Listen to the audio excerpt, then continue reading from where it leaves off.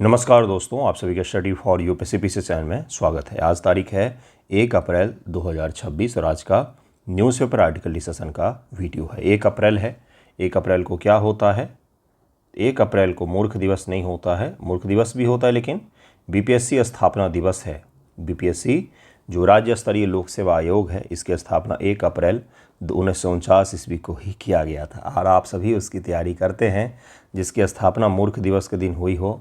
तो अब आगे क्या बोलना, आप मुझे बताइएगा कि स्टेट पीसीएस से संबंधित संविधान के आर्टिकल क्या होते हैं। ह्यूमर था ये, बाकी आयोग तो सही ही है, संस्था तो सही ही है। हाल फिलहाल के दिनों में बीपीएससी ने जितने बड़े स्तर के ट्रांसपेरेंसी को लागू किया है, उतने बड़े स्तर पर किसी भी देश के आयोग ने लागू नहीं किया है। ये तो तय है, ये तो वाकई दिखता भी है आपको। खैर, जो भी है, आज के टॉपिक कौन कौन से होंगे, तो चूंकि ईरान के इस्फहान शहर पर, इस्फहान में स्थित परमाणु संयंत्रों पर अमेरिका और इजराइल के द्वारा अटैक किए गए, जिसके बाद से ईरान के पार्लियामेंट ने इस चीज़ पर चर्चा की है कि हम एनपीटी से निकल क्यों नहीं जाते हैं। इस टॉपिक को ज़रा हम लोग देखेंगे। उसके अलावा मोर्टेलिटी रेट जो है, मदर मोर्टेलिटी रेट जो होता है, माताओं की मृत्यु दर जो होती है, उसको ज़रा हम लोग डिटेल में देखेंगे, क्योंकि भारत एसडीजी का जो लक्ष्य है उसे मिस कर जाएगा, ऐसा लैंसेट की रिपोर्ट में कहा गया है। इसके अलावा आर्टेमिस 2 को भी देखेंगे, जिसमें नासा के द्वारा चंद्रमा को लेकर के मिशन बनाया गया है और जल्द ही वो लॉन्च होने वाला है। कल परसों में शायद लॉन्च हो जाएगा, काउंटडाउन शुरू हो गया है। एक एक करके शुरू करते। देखिए आज का पहला टॉपिक क्या। एक चीज़ और है, अगर आपको अचीवर ग्रुप से जुड़ना हो डेली प्रैक्टिस के लिए, डेली 100 क्वेश्चंस का प्रैक्टिस करते हैं गुरु विथ करंट अफेयर्स डेली। अब तो सैटरडे संडे को भी शुरू करो, सैटरडे को भी शुरू करूँगा मैं अप्रैल में, हाँ जल्द ही शुरू कर लेंगे। तो वीक में एवरेज 500 से ज़्यादा सवालों की प्रैक्टिस कर लेते हैं हम लोग। तो अगर आपको जुड़ना हो सीरियसली प्रैक्टिस करने के हेतु तो जुड़ सकते हैं, नहीं तो कोई बात नहीं। ईरान के एनपीटी से वापसी पर विचार और संधि के निहितार्थ क्या है। एनपीटी यानी कि परमाणु अप्रसार संधि कहा जाता है। ईरान ने चेतावनी दी है कि इजराइल और अमेरिका के द्वारा उसके परमाणु संयंत्रों पर हमला किया गया, जो कि सही नहीं होता है। कि जैसे भारत और पाकिस्तान है, हम दोनों के बीच में दुश्मनी बहुत ज़्यादा है, लेकिन फिर भी हर साल पाकिस्तान की सरकार हमसे और भारत की सरकार पाकिस्तान से अपने अपने परमाणु संयंत्रों की लिस्ट शेयर करती कि यहाँ पर अगर युद्ध हो जाए तो इन जगहों पर अटैक मत करना आप भी, और हम भी अटैक नहीं करेंगे। ऐसा क्यों किया जाता है? ऐसा इसलिए किया जाता है कि युद्ध के दौरान भी किसी बड़े स्तर के कैटास्ट्रॉफिक फेल्योर से बचने के लिए इस प्रकार की चीज़ें की जाती है। लेकिन यहाँ तो खुलेआम परमाणु संयंत्रों पर बम गिराए जा रहे हैं। ईरान, जिसको लोकतांत्रिक देश नहीं माना जाता, उसके ऊपर में लोकतंत्र के 2 बड़े सबसे ठेकेदार इजराइल और अमेरिका के द्वारा अटैक किया जा रहा है। तो आप इसी से समझ सकते हैं कि किस तरह का युद्ध हो गया है। कल मिस्टर डोनाल्ड ट्रंप ने कहा कि जल्द ही ये युद्ध खत्म हो जाएगा, जिसको तेल लेना है आकर के ले जाए, हमने किसी का ठेका नहीं लिया है कि हम आपको तेल दें यहाँ से, या तो आके हमसे तेल खरीद लो, या तो अपना सैनिक जहाज़ लेकर के आओ, हॉर्मुज के संधि से अपना जहाज़ निकाल करके ले जाओ, हमें नहीं मतलब कि किसका जहाज़ फंसा है किसका नहीं। तो युद्ध शुरू करने को आपको किसने कहा था? पूरे अमेरिका में प्रोटेस्ट हो रहे हैं नो किंग करके। ये अमेरिका के इतिहास का सबसे बड़ा प्रोटेस्ट है, जिसमें 80 लाख से ज़्यादा प्रोटेस्टर्स ने भाग लिया।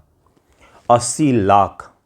अमेरिका की आबादी ही कुछ करोड़ है, 35 करोड़ के आसपास में है। 80 लाख लोगों ने प्रोटेस्ट किया एक दिन में, एक बार में सड़क पर। अमेरिका के जितने बड़े शहर हैं वो सारे के सारे शहर भर गए लोगों से। इसका भी दबाव इनके ऊपर में है। नो किंग प्रोटेस्ट चल रहा है। ऐसे में इस तरह की बयानबाजी हो रही है तो दुनिया अस्थिरता की ओर बढ़ रही है। अगर यह युद्ध नहीं रुकता है तो और भी ज़्यादा क्राइसिस हमें देखने को मिल सकता है। लेकिन उसका भुक्तभोगी कौन है? तो भारत और चीन जैसे विकासशील देश हैं, जिनको इन चुनौतियों का सामना करना पड़ रहा है। ईरान का तर्क है कि अमेरिका और इजराइल द्वारा परमाणु स्थल जैसे इस्फहान पर किए गए हालिया हमले इस अंतर्राष्ट्रीय संधि का स्पष्ट उल्लंघन करते हैं। भारत ने एनपीटी पर साइन नहीं किया है। क्यों नहीं किया है, इसको भी हम लोग देखेंगे। ईरान ने कहा कि जो देशों को शांतिपूर्ण परमाणु ऊर्जा विकसित करने का अधिकार देती है यह संधि एनपीटी, उस परमाणु संयंत्र पर अमेरिका और इजराइल के द्वारा अटैक किया गया है, यह इस संधि का उल्लंघन है तो हम इस संधि को क्यों माने, ये है पूरा मुद्दा। प्रभाव क्या पड़ सकता है? यदि ईरान एनपीटी से बाहर होता है तो वह अंतर्राष्ट्रीय परमाणु ऊर्जा एजेंसी IAEA के निरीक्षण से मुक्त हो जाएगा। फिलहाल में IAEA international atomic energy authority करके जो ये संस्था है, यह संस्था हर साल ईरान जाती है, वहाँ के परमाणु संयंत्र जो हैं उसका इंस्पेक्शन करती है, जांच पड़ताल करती है, फिर अपना रिपोर्ट देती है कि ईरान ने कितना न्यूक्लियर का संवर्धन किया है, कितना नहीं किया है, कितना उसके पास में है, किस हेतु वह उपयोग कर रहा है। इसका पूरा रिपोर्ट बना करके देती है और इस रिपोर्ट के आधार पर दुनिया शांति से रहती है कि हाँ भाई बम नहीं बना रहा है। तो अगर इस संधि से वो निकल जाता है तो यह जांच पड़ताल बंद हो जाएगा। भारत ने एनपीटी पर साइन नहीं किया है, लेकिन ये संस्था यूएस से जब हमने न्यूक्लियर डील किया उसके बाद से ये संस्था लगातार हमारे जो परमाणु शांतिपूर्वक जो परमाणु ऊर्जा संयंत्र स्थापित किए गए हैं उसका इंस्पेक्शन इसके द्वारा किया जाता है। लेकिन कुछ ही हैं जहाँ से हम यूरेनियम एक्सपोर्ट करके जहाँ पर हम उपयोग करते हैं ना, वही संयंत्र जो हैं उसका इंस्पेक्शन IAEA के द्वारा भारत में किया जाता है। ठीक, ये चीज़ क्लियर हो गया होगा आपको, जिससे वह बिना किसी वैश्विक रोक टोक के परमाणु हथियार बनाने की दिशा में बढ़ सकता है। यानी कि यह युद्ध जो शुरू हुआ था कि ईरान में रिजीम चेंज हुआ, फेल हो गया, या रिजीम चेंज नहीं करवा पाए, परमाणु बम बनाने से रोक लेंगे तो नो, आप परमाणु बम बनाने के लिए उसे मजबूर कर रहे हो और आप उसकी ओर उसे बढ़ा रहे हो। हॉर्मुज की जलसंधि जो ओपन था उसे आपने क्लोज कर दिया, इस संघर्ष के कारण से क्लोज कर दिया। और सबसे बड़ी चीज़, ईरान के ऊपर जो तेल बेचने का प्रतिबंध लगा हुआ था कि तेल नहीं बेचेगा, सैंक्शन लगा हुआ था, उस सैंक्शन को अमेरिका के द्वारा हटा दिया गया और भारत ने 2019 के बाद पहली बार ईरान के साथ तेल खरीदा है। यानी कि युद्ध के जितने उद्देश्य बताए गए थे वो सब के सब तो आप देख रहे हैं कि वो सब का कहीं कोई लेना देना है ही नहीं। ईरान के पक्ष में सारी चीज़ें झुकी हुई है यहाँ पर। तो ये क्या है? ये है पूरा मुद्दा। परमाणु अप्रसार संधि को जरा समझेंगे, प्रीलिम में पूछा जा सकता है आपसे। इसको कहा जाता है एनपीटी। क्या कहा जाता है? परमाणु अप्रसार संधि। यह एक ऐतिहासिक अंतर्राष्ट्रीय संधि है जिस पर 1968 में, ये याद रखना है। इस बार के प्रीलिम अगर यह नहीं पूछा तो आने वाले प्रीलिम में पूछ सकता है, क्योंकि बहुत ज़्यादा चर्चा में है एनपीटी। 1970 में लागू हुआ, वर्तमान 2026 तक 191 देश इसके पक्षकार हैं, 191 देश इसके पक्षकार हैं। इसका मुख्य उद्देश्य क्या था? तो परमाणु हथियारों के प्रसार को रोकना, परमाणु ऊर्जा के शांतिपूर्ण उपयोग में सहयोग को बढ़ाना और वैश्विक निरस्त्रीकरण, डिसआर्मामेंट के लक्ष्यों को प्राप्त करना है। यही तो इसकी खासियत है। विरोधाभासों से भरी हुई दुनिया में आपका स्वागत है। क्या है विरोधाभास? इस परमाणु अप्रसार संधि को ऐसे देश लागू कर रहे थे जिनके पास खुद का एटॉमिक बॉम्ब है।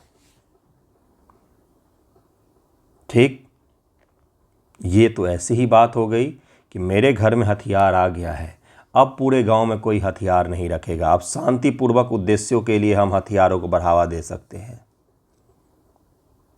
एक मूवी बहुत अच्छी लगती है मुझे, अगर आपने देखा हो, द डिक्टेटर। देखा है क्या आपने? द डिक्टेटर शानदार मूवी है। इस तरह की चीज़ों को समझने का सबसे अच्छा उदाहरण वही मूवी है। एनपीटी के मूल स्तंभ क्या है? तो अप्रसार। पहला इसमें क्या कहा गया है? अप्रसार। जरा ध्यानपूर्वक इसे पढ़िएगा। 1 जनवरी 1967 से पहले परमाणु परीक्षण करने वाले 5 देश, अमेरिका, रूस, ब्रिटेन, फ्रांस, चीन को परमाणु शस्त्र संपन्न देश माना गया है। ये देश अपनी हथियार तकनीक किसी को नहीं देंगे और इनके अलावा कोई एटॉमिक हथियार नहीं रखेगा। ये क्या था? ये था इनका परमाणु अप्रसार संधि। तो जरा इनसे पूछा जाए कि इजराइल को फिर किसने दिया परमाणु हथियार? पाकिस्तान को किसने दिया हथियार? पाकिस्तान को चीन ने दिया, इजराइल को अमेरिका ने दिया, दक्षिण अफ्रीका को इजराइल ने दिया। एकमात्र दुनिया में देश है जिसने इन सब में से किसी से नहीं लिया, वो है अपना देश भारत। हमने खुद से बनाया, हमने इन सब में से किसी से कोई भी सहायता नहीं लिया। ब्रिटेन और फ्रांस को किसने दिया? तो अमेरिका ने दिया। रूस ने भी अपना डेवलप किया था। ठीक है, तो ये क्या है, परमाणु के तहत पहला इसका क्लॉज है, पहला पिलर है अप्रसार, जिसको कहा जाता है अप्रसार।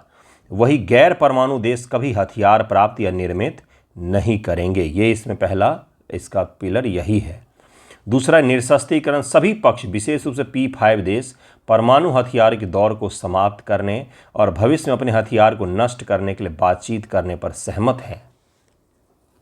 जब यह संधि लागू हुआ था तब कुछ हजार दुनिया में परमाणु हथियार थे। आज अनुमान के हिसाब से अमेरिका के पास 12,000 परमाणु हथियार हैं। 12,000, 100-150 पूरी पृथ्वी ख़त्म करने के लिए काफ़ी हैं, लेकिन 12,000 बना करके रखा हुआ है। रूस के पास भी 9,000 से ज़्यादा परमाणु हथियार हैं। चीन के पास 5,000 के करीब परमाणु हथियार हैं। पाकिस्तान के पास भी 1,000 से ज़्यादा परमाणु हथियार हैं। भारत ने कुछ 100 ही रखा है, क्योंकि हम थोड़े से तार्किक सोच रहे हैं कि दुनिया तबाह करने के लिए जब एक तीली ही काफ़ी है तो क्यों हम पूरा पेट्रोल का टंकर बना कर रखें। वही चीज़ है ना, इतना सारा हथियार बनाने की क्या ज़रूरत है। ये तो कुछ 100 अगर परमाणु हथियार फायर हो गए तो पूरी दुनिया तबाह। ठीक, तो ये क्या है, इसमें समझने की चीज़ है कि दूसरा इसका है डिसआर्मामेंट, जिसका स्पष्ट उल्लंघन आपको आंकड़ों में दिखता है कि संधि कुछ और है और आंकड़ा कुछ और है। ये मैं माहौल इसलिए बना रहा हूँ ताकि आपको समझा पाऊँ कि भारत ने क्यों साइन नहीं किया है। ठीक है, नहीं तो मैं डायरेक्ट स्टेट पॉइंट पढ़ करके आगे बढ़ सकता था। शांतिपूर्वक उपयोग, यदि कोई देश अप्रसार नियमों का पालन करता है तो उसे चिकित्सा, मेडिकल, एग्रीकल्चर, बिजली उत्पादन जैसे शांतिपूर्ण उद्देश्यों के लिए परमाणु तकनीक उपयोग करने का पूर्ण अधिकार प्राप्त होगा।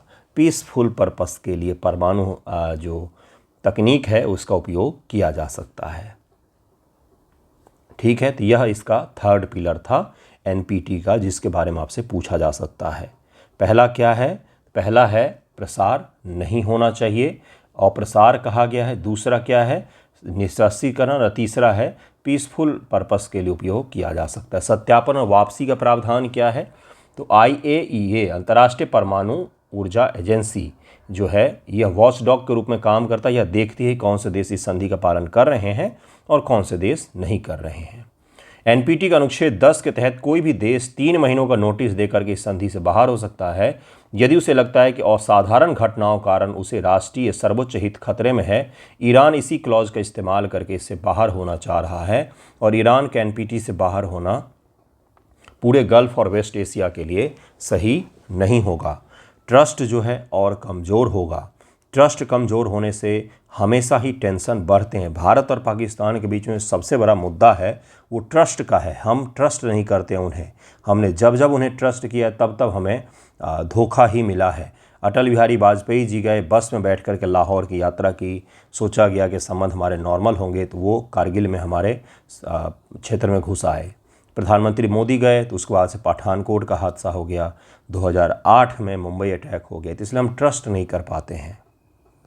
तो जब इस प्रकार की संधियों से ईरान निकल जाएगा तो ट्रस्ट जो है वेस्ट एशिया में जो थोड़ा बहुत ही बचा हुआ है कि ईरान परमाणु हथियार नहीं बनाएगा, वो भी ख़त्म हो जाएगा। और इसका ख़त्म होना क्या होगा, परमाणु हथियारों की होड़ को बढ़ावा देगा। जैसे सऊदी अरब जो है वो पूरा पाकिस्तान खरीद सकता है, तो परमाणु हथियार क्या चीज़ है, आसानी से खरीद लेगा वो। सऊदी अरब लेगा तो यूएई क्यों नहीं लेगा, अब यूएई सऊदी अरब लेंगे तो तुर्की क्यों नहीं लेगा। तो इससे क्या होगा, पूरे क्षेत्र में ही परमाणु हथियारों की होड़ बढ़ जाएगी।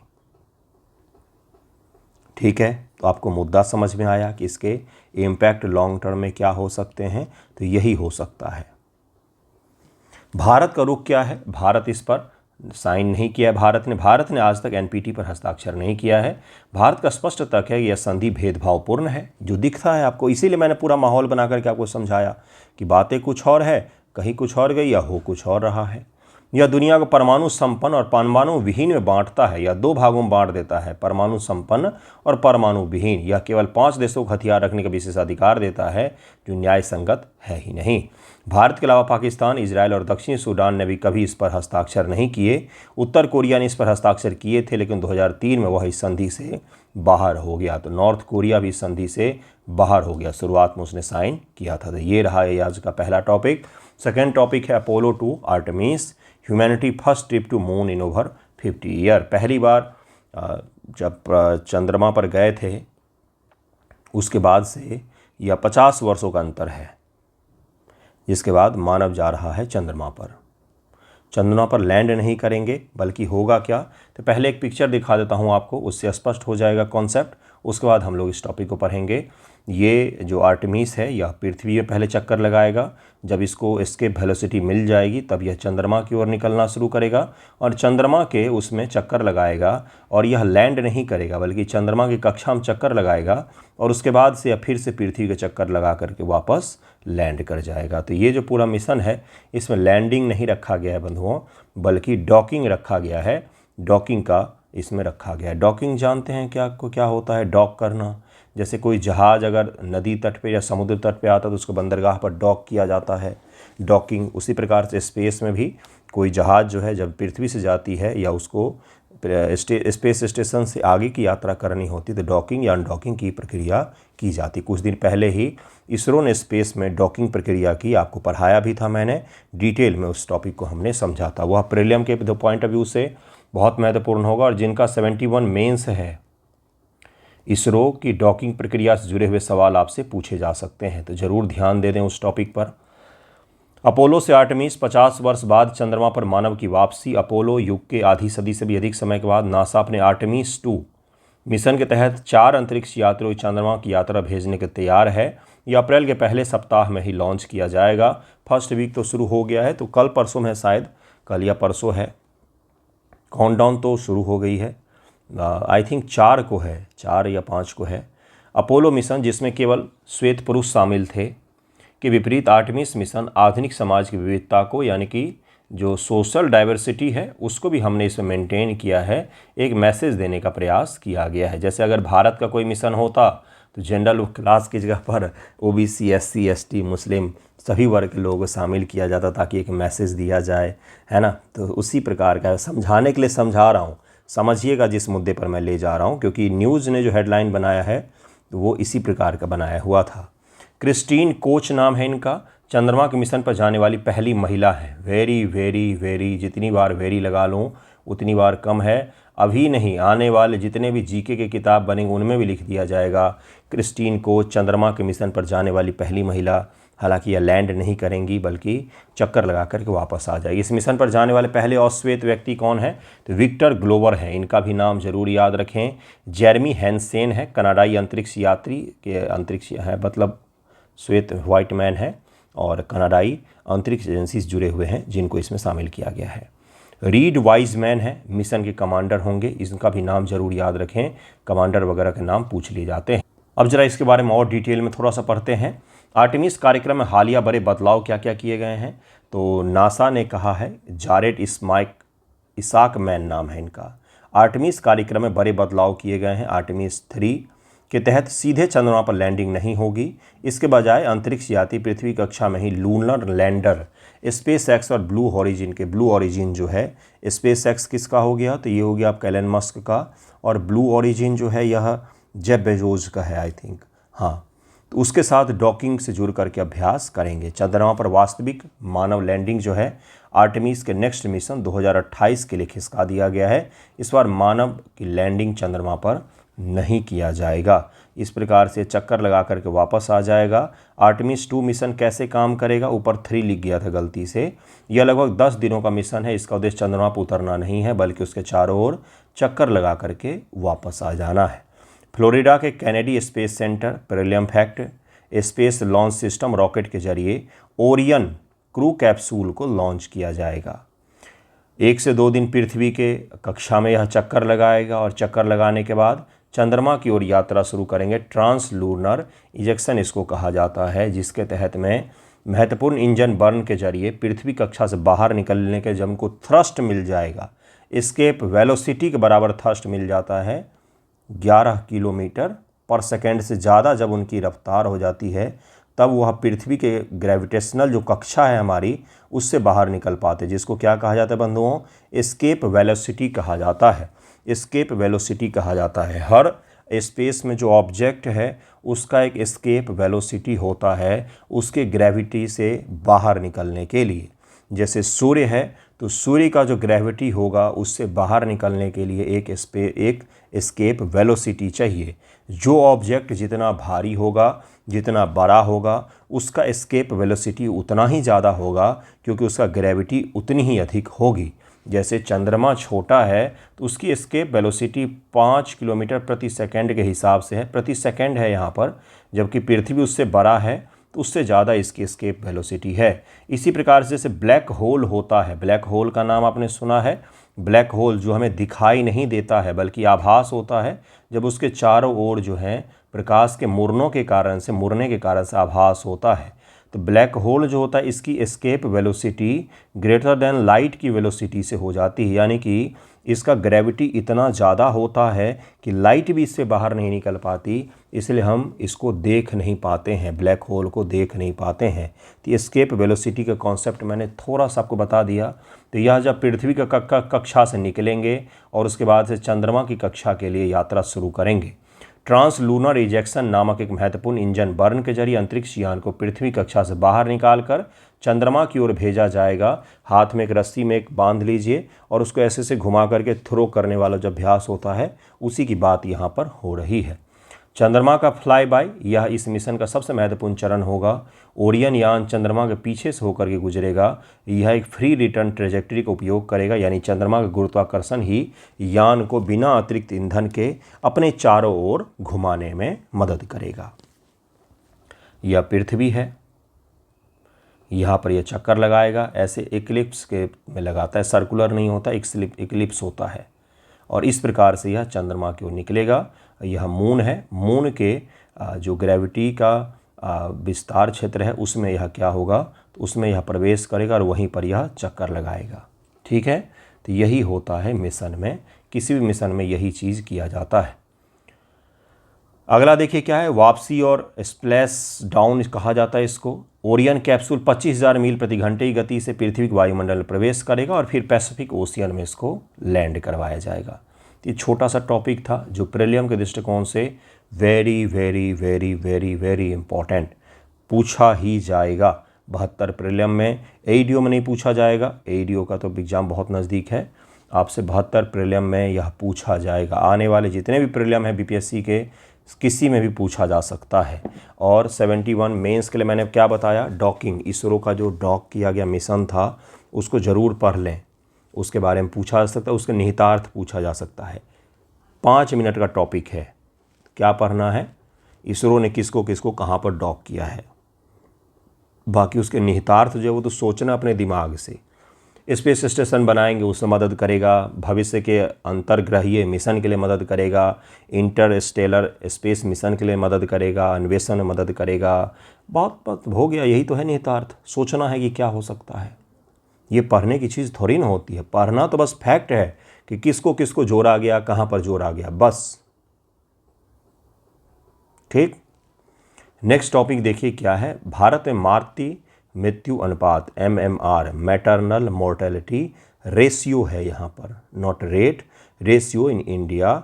लेसेंट स्टडी चैलेंज किया है इसको कि भाई भारत में MMR का जो SDG की लक्ष्य है उसको हम प्राप्त नहीं कर पाएंगे। SDG का लक्ष्य कब से कब तक के लिए है, तो 2015 से 2030 तक के लिए है। और उससे सवाल पूछा जाता है अभी भी। अब क्यों पूछा जाएगा, क्योंकि SDG खत्म होने की ओर आ रहा है। The Lancet global health journal में प्रकाशित एक हालिया अध्ययन के अनुसार भारत 2030 तक SDG के तहत निर्धारित मातृ मृत्यु अनुपात के लक्ष्य को प्राप्त करना एक बहुत ही बड़ी चुनौती होगी। मातृ मृत्यु अनुपात है ना, तोतला सेट हो रहा था, मैं बीच में निकल नहीं रहा था, टंग ट्विस्टर है ये सब। देखिए क्या है मातृ मृत्यु अनुपात, MMR क्या है और SDG का लक्ष्य क्या है, तो ध्यानपूर्वक देखिएगा, क्योंकि प्रीलियम एग्जाम में 69 में MMR क्या होता है यह डेफिनेशन के रूप में BPSC पूछ चुकी है। और 1 लाख की जगह पर 10,000 दे दिया गया था शायद, या 1,000। प्रीलियम का सवाल है, आप ही के प्रीलियम एग्जाम का सवाल है जिसमें MMR पूछा जा चुका है। शिशु मृत्यु अनुपात भी पूछा जा चुका, उसमें भी यही हेर फेर इन्होंने किया था शायद। शिशु मृत्यु अनुपात है या मातृ मृत्यु अनुपात है, जिसमें 1 लाख की जगह पर उन्होंने 1000 लिख दिया। तो 69 का पेपर का सवाल है बंधुओं, जाकर के देखिएगा तो वहाँ पर आपको मिल जाएगा ये। ठीक, देखिए इसमें क्या है, गर्भावस्था के दौरान या गर्भावस्था समाप्त होने के 1 वर्ष के भीतर, वेरी वेरी इंपॉर्टेंट, 1 वर्ष के भीतर किसी भी प्रसूति संबंधी जटिलताओं के कारण, प्रेगनेंसी जुड़े हुए कॉम्प्लिकेशंस के कारण, during pregnancy and after delivery अगर माताओं की मृत्यु होती है तो वह MMR में काउंट किया जाता है। इसको याद रखना है। 1 लाख में से जीवित जन्मों पर इसको मापा जाता है। होने वाली माताओं की मृत्यु को मातृ मृत्यु दर कहा जाता है। MMR को प्रति 1 लाख जीवित जन्मों पर मापा जाता है। संयुक्त राष्ट्र के सतत विकास लक्ष्य के अनुसार विश्व के सभी देशों को अपना MMR 70 से नीचे लाना है, लेकिन भारत का भी कितना है? 1990 में भारत का MMR 508 था। बहुत अधिक मृत्यु दर थी भारत में। 508 अतिशय होता है।